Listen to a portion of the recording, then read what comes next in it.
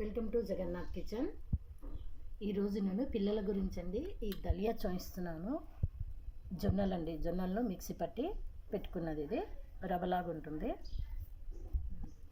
వీటికి కావాల్సిన పదార్థాలు బిన్నీస్, క్యారెట్, చిల్లీ, క్యాప్సికమ్, కరివేపాకు, జింజర్, పల్లి. నీళ్ళను మరిగించుకుంటున్నాను చూడండి. ఇది తొందరగా ఉడకదండి, అందుకనే ఇప్పుడు చూడండి నెయ్యి వేసుకుంటున్నాను. జీలకర్ర, ఆవాలు, మినపప్పు అండి, అన్నిటినీ వేసి ఫ్రై చేసుకుందామండి. కరివేపాకు, పచ్చిమిర్చి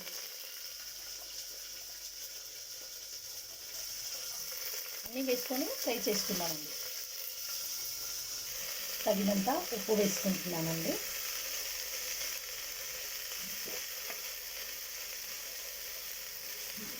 పసుపు అండి, అల్లం వేసి ఒకసారి కలుపుకొని కొన్ని నీళ్లు పోసి కూరగాయలన్నింటినీ ఉడికించుకుందామండి.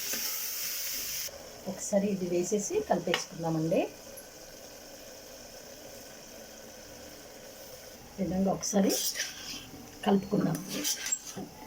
నిజంగా ఒకసారి కలుపుకున్న తర్వాత ఇందులోకి నీళ్లు పోసేస్తున్నానండి. ఉడికించిన నీళ్ళు